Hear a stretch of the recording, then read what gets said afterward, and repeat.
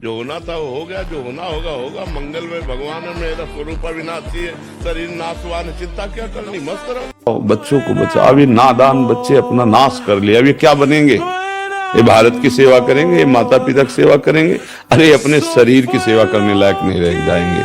बड़ू भाई हमारे बस की तो बात है, हम जादू टोला तो जानते ले कि छू छा कर दे या कुछ ऐसा। जो ब्रह्मचर्य नष्ट करता है, स्मरण शक्ति नष्ट, धारणा शक्ति नष्ट, इच्छा शक्ति नष्ट, उत्साह नष्ट, शरीर शक्ति नष्ट, कहीं मन न लगना, अस्थिर चित्त, किसी भी कार्य को कर सबसे पहले ना, उत्साहहीन, हर कार्य के लिए बोझा मानना, ना कर देना, सिकुड़ा हुआ, देखने से ही लगेगा पता नहीं कितना बोझा लादे हुए बैठा दिमाग। ध्यान दीजिए, ये कब हम जाने कि हमारे पुराने पाप नष्ट हो रहे हैं? तुम्हारे हृदय में जब ये निश्चय होने लगे आज से मैं पाप नहीं करूंगा, तो आपका हृदय इतना पवित्र होने लगा है कि पाप ना करने का, निश्चय करने का अधिकार कर रहा है। केवल भगवत प्राप्ति के लिए ही अब मैं चेष्टा करूंगा, उसके पापों का नाश होते देर नहीं लगती। जहां ऐसा निश्चय किया, फिर समझ पुराने पाप जो बहुत समय से कर रहे, वो भगवत मार्ग में नहीं आने देते, आने ही नहीं देते। ये योद्धाओं का काम है कि जैसे हजारों घाव लगे फिर भी दुश्मन की तरफ बढ़ता चला जाए, ऐसे लक्ष्य की तरफ बढ़ता चला जाए। हर कष्ट, हर बात में हम अविनाशी हैं, अविनाशी के बच्चा है, भगवान का अंश हूं मैं। फिर आगे बढ़ो, किसी की ताकत नहीं विश्व में, किसी की ताकत नहीं। भगवान के दास को दास राम अनुरागी तजत वमन। परमात्मा ने तुम्हें खेती दे दी और बीज दे दिया, अब बोते क्या हो ये तुम्हें देखना है। खेती दे दी भारत भूमि में मनुष्य शरीर, बीज दे दिया तुम्हारी बुद्धि। पाप कर्म बोते हो या पुण्य कर्म बोते हो? अब बम्बुल बोओगे, दाग छुआरा खाना चाहोगे तो बेवकूफी होगी। गन्ना बोओगे तो गन्ना मिलेगा, बम्बुल बोओगे तो बम्बुल मिलेगा। जो ये बात सत्संग से सुनकर निश्चय कर चुका है कि कामनाओं में सुख नहीं है, तो हम कामनाएं क्यों करें? अगर ऐसा निश्चय न करो तो तुम दुख की कामना करते हो क्या? तुम्हें दुख भरपूर मिलता है ना, तो ऐसे ही सुख भी घेर लेगा जो प्रारब्ध में है। तुम्हें उसके लिए कामना करने की जरूरत नहीं है, और कामना से ही सब होता है। तो पूरा विश्व कामना कर रहा है, वो सुखी हो जाता। कौन है ऐसा जो कामना नहीं कर रहा? वो जो 8-10 बजे तक सोता है, वो कोई भी हो ब्रह्मचारी रह ही नहीं सकता। आप देखिएगा 3 बजे से लेकर के सूर्योदय के तक अगर आप सोते, आपका स्वप्न दोष बढ़ेगा, आपका संयम बिगड़ेगा।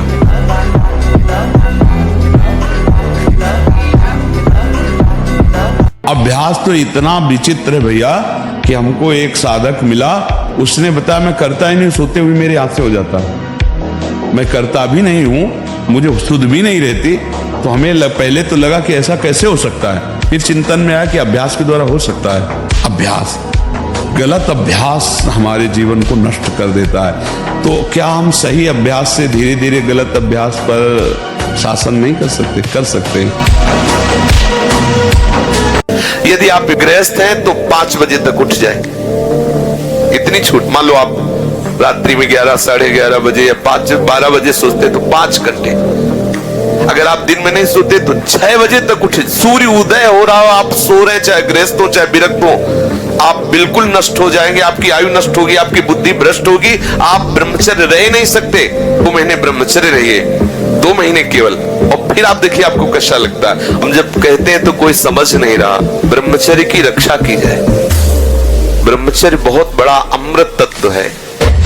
मोबाइल रूपी दुश्मन से बचिए, कुसंग से, जो गर्लफ्रेंड बॉयफ्रेंड वाला जहर है, इससे बचिए।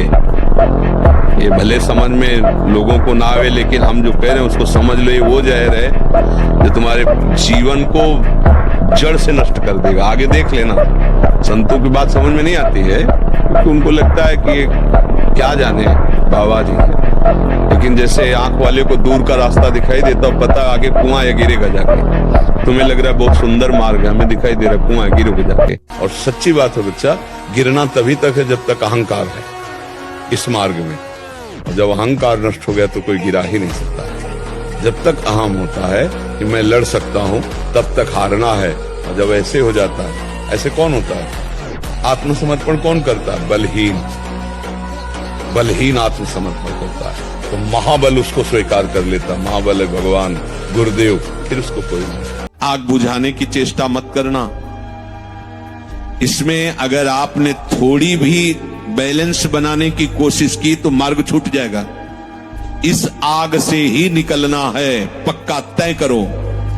आग को बुझा करके निकलना है, कभी नहीं, निकल ही नहीं सकते। और जब आप इस आग में कूदोगे तो ये आग जलाएगी नहीं, चंदन हो जाएगी।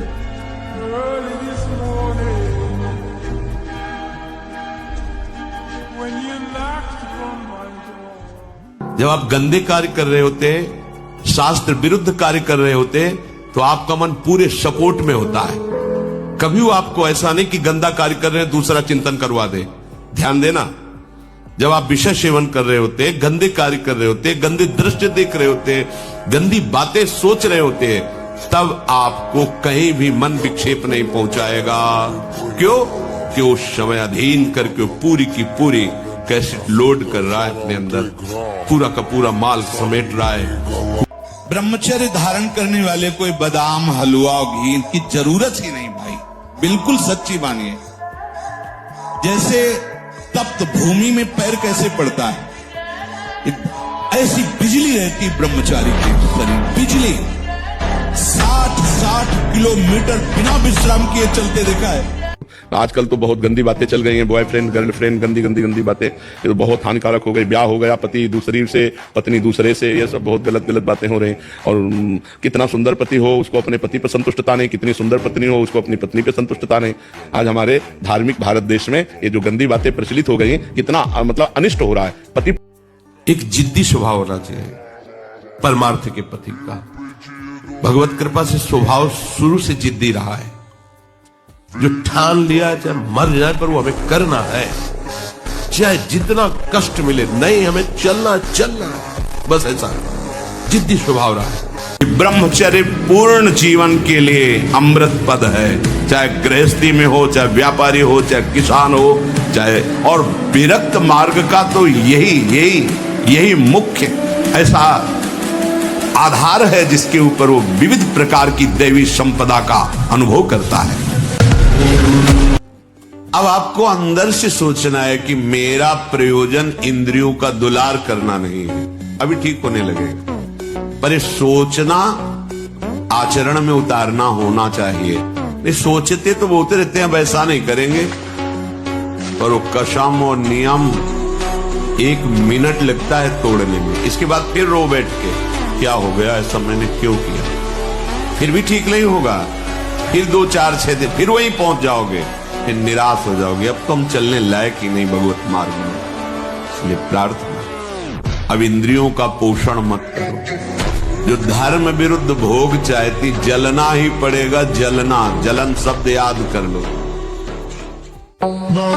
आप ये समझ सकते हो कि अगर हमने आपसे कहा कि आज आप शराब नहीं पिएंगे तो आप नहीं पीते, तो आप अपनी ताकत से नहीं पीते, आप अपनी ताकत से नहीं, आप उस वचन की ताकत से आप पीना छोड़ देते। तो वो वचन में क्या जादू है? नाम।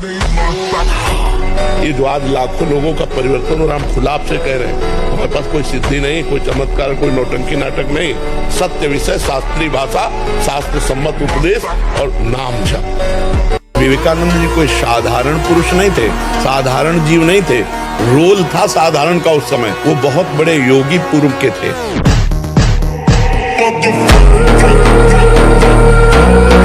मन, प्राण तथा ये ब्रह्मचर्य, ये तीनों एक ही है। जिसका ब्रह्मचर्य ठीक रहे, ये स्थूल प्राण होने लगते हैं। पहचान है ऐसे भैंसे की जैसे श्वास निकलती है, जब सोते तो बड़े भारी ऐसे घोटे शोरगुल होता है, स्थूल प्राणों का लक्षण है। जिसका ब्रह्मचर्य ठीक, उसके प्राण सूक्ष्म हो जाते हैं और मन शांत होने लगता है। ये घी, रबड़ी, रसगुल्ला, दूध और ये बादाम, पिस्ता गृहस्थों के लिए बने, भगवत मार्ग के पथिकों के लिए नहीं। उनके लिए नाम रूपी बल ब्रह्मचर्य का महान ताकत, एक अद्भुत बल, एक अद्भुत उत्साह, एक अद्भुत तेज बना रहता। बादाम में थोड़ी है, हलवा में थोड़ी है। क्रूर स्वभाव का आदमी पता नहीं, शांत बैठे रहे। देखो ए बाबा जी ऐसे कर जी, उसने पहले पिस्तौल निकाली और सामने रखा, बोले इसको जानते हो? हम कहा इतना तो जानते हैं कि ऐसे गोली चलती है। फिर उसने करोली चाकू निकाली, सामने रखा, बोला इसको जानते हो? काम का तीसरा निकालने के पहले हम इसको दिखा दे, कमंडल खोला, गंगा जल दिखाया, हमका इसको जानते हो? हमका तू है और हम है, और हाथ में गंगा जल लिया। हमका उठा पिस्तौल, दूसरा नहीं है, और चाकू उठा। अगर हमने संकल्प कर दिया तो तू अगर अभी नष्ट ना हो जाए तो बता, तूने कहा बाबा जी को तुम खिलवाड़ समझता है क्या? बहुत सावधान। ये अहंकार, ये इंद्रियों का दुलार, ये मन का दुलार तुम्हारा अनर्थ है, अनर्थ। समझ में नहीं आ रहा, समझ जाओ, निकल जाओ। तुम ही फंसे हो, सुख की बुद्धि ने तुम्हें फंसाया है, और इसका नाम दुखालय है, सुख नहीं, नहीं है सुख। तुम्हारी बुद्धि अनर्थकारी तुम्हें धोखा दे रही है। अभी कैसे समझे? बहुत अल्प बुद्धि है, तर्क करते हैं, तर्क करते हैं। और जब ब्रह्मचर्य, ऐसा कैसे हो सकता है? बल है ना, अध्यात्म बल, शारीरिक बल की बात नहीं कहते। ऐसा कैसे हो सकता है? यदि एक बार ऐसा हुआ तो 1000 बार मैं प्रयास करूंगा और इस पर विजय। वो मतलब एक जिद्दी स्वभाव, एक निष्ठा, उसी से आती है, उसी से।